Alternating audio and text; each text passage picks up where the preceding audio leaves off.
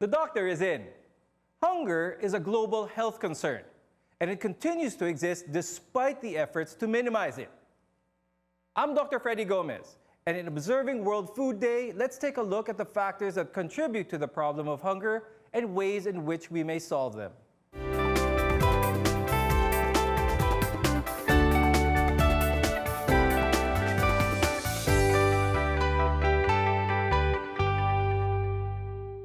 More than 800 million people in the world suffer from hunger aside from poverty.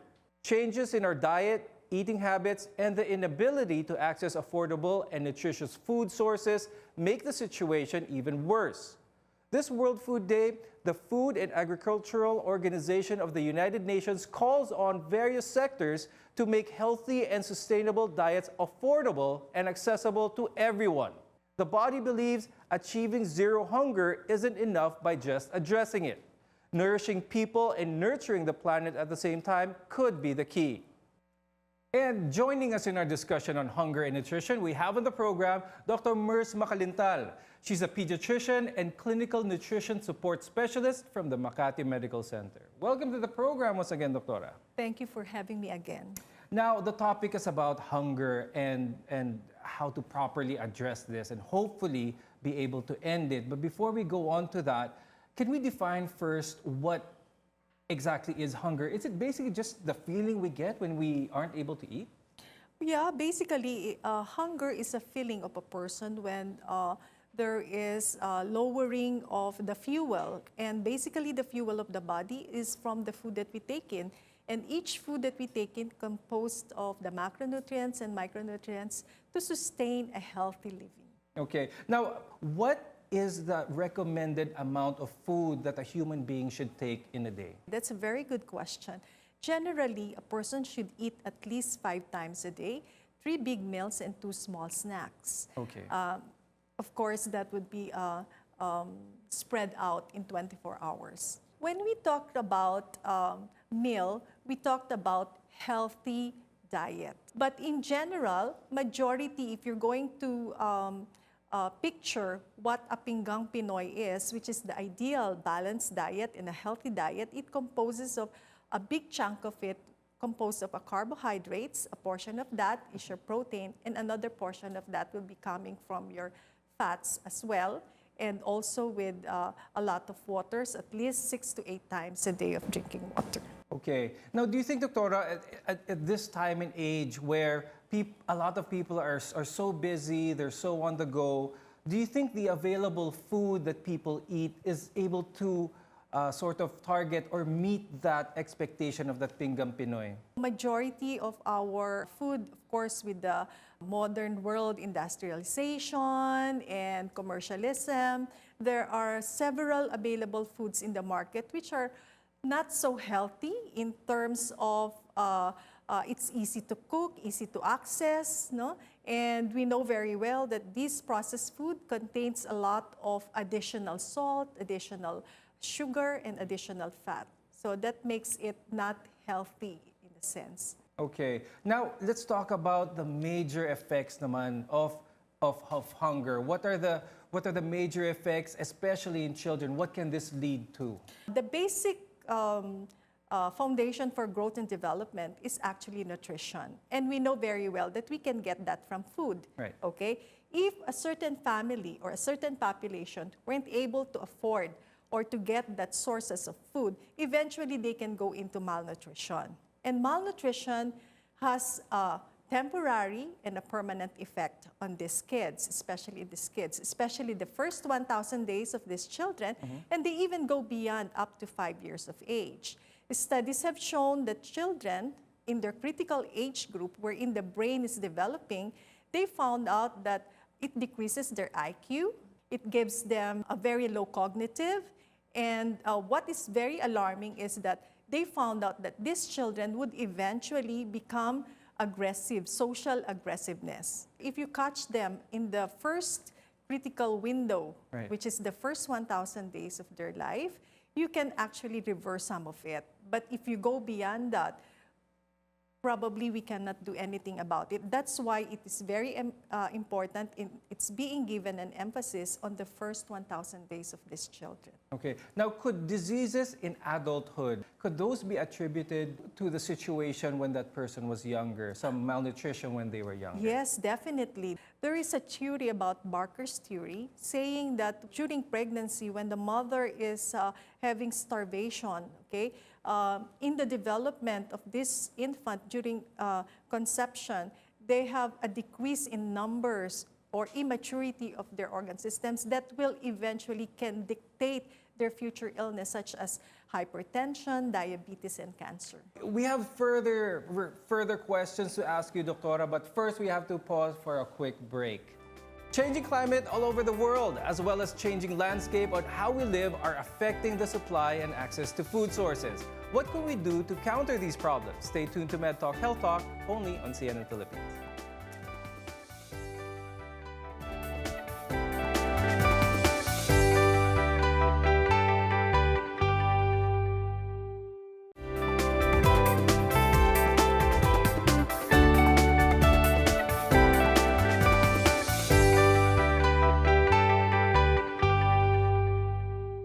Poverty is a known factor for why hunger exists. Let's delve deeper and see what other reasons contribute to food insecurity. You might be surprised with some of them. Still with us is Dr. Mercedita Macalintal, pediatrician and clinical nutrition support specialist from the Makati Medical Center. And joining us now is Weisel Golfad. She's a plant-based diet nutritionist and macrobiotic raw chef. Wow, you said that right. Yes, I did. Welcome once again to the show, you for Weisel. having me. Now, backyard farming. This is one of the trends now that is used to address on how to have sustainable, nutritious food. Could you tell us more about this? Well, urban farming definitely is popular now, and I'm happy. There's also a trend going on composting your waste. So it definitely helps, but would it solve world hunger? We're far from it, because like, how do you really raise vegetable plants in condominiums? You don't have access to ample air, ample light. But of course, if you have the luxury of living in your own house without garden, definitely it's the one revolution that you can take to grow your own food, even simple food. And that would actually reduce 30% of your cost if you're able to do it. I've been plant-based for 14 years now, so I don't crave any meat, but with friends who are trying to shift, it's so much easier now because there's so many meat alternatives. We have corn in the Philippines, we have Beyond Meat, we have all this tofu mushroom variety that can replace the meat in terms of savory flavor. Okay. So it's so much easier now than compared to like 14 years ago when Right. your only option was beans and tofu. Okay. That's a very good point. Doctora, do you think what Weisel mentioned on how to be able to produce your own food, would someone be able to meet the required amount of nutrients by that means? I believe that even if you are confined in your condominiums or in a small space, there are newer technologies now that you can use or apply in order for you to plant your own vegetables, especially the few months growing, and after 3 or 4 months, you can actually harvest some of these vegetables like Right. eggplants, ampalaya, and the herbs. No? They have this, I don't know if you're familiar with hydroponics and Right. aeroponics. You don't use actually soil. No, Right. you just spray them with some nutrients, and you can grow them even in a small space. So that could address So that the could space address factor, also right. address the space factor, and it can address also provision for healthy food. Okay. Now, Weisel, you're a specialist when it comes to sustainable food at that. Do you find that this type of diet is affordable for the general Filipino? Definitely it's affordable. The only thing that's expensive are the imported produce. So if you look at okra, sitaw, kalabasa, diba, kangkong, these are all really, really affordable and accessible. Now, Doctora, is the body able to survive on purely plant-based nutrition? Yes, obviously, no. It's just that sometimes we have to bear in mind, okay, the quality of protein. They were saying that animal-based protein is still the premium kind of protein, but choosing to become a plant-based eater, okay, it's really a choice. Right. And actually, it's okay to adhere to a vegetable or plant-based diet as long as there are certain kind of protein that you have to be supplemented. Okay. Okay, and these are your branched-chain amino acid. Okay. But for those who are used to eating meat, what are the alternatives if they want to switch to plant-based?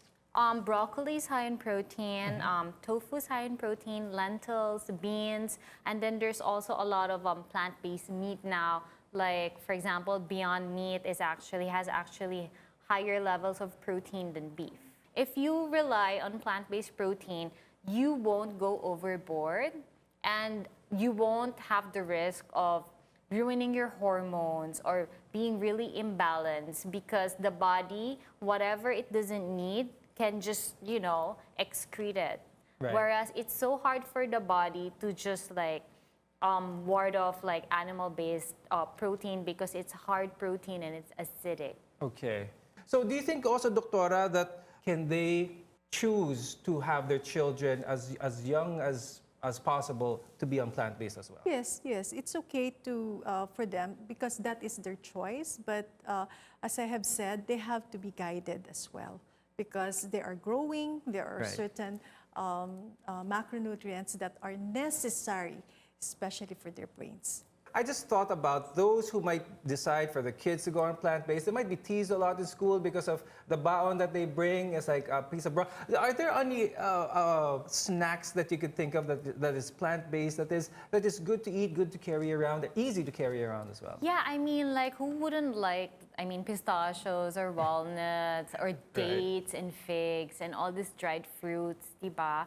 But I love how Dr. Mers and she was telling me how food is actually really cultural and relational, familiar and emotional. Right. So definitely, it's good to start out your kids to start eating their greens and their fruits early on. You don't have to make them 100% plant-based. Just make sure that they are eating this alkaline-forming food. Otherwise, they're gonna shift too much on the, acidic-based food, which is actually going to cause them a lot of problem like acne, diba? Okay, right. Okay, we'll talk more about this plant-based diet and how people can adopt it, how it can maybe change their health lifestyle. Is keeping a plant-based diet for you? The answer when we return. Keep it here on Med Talk Health Talk, only on CNN Philippines.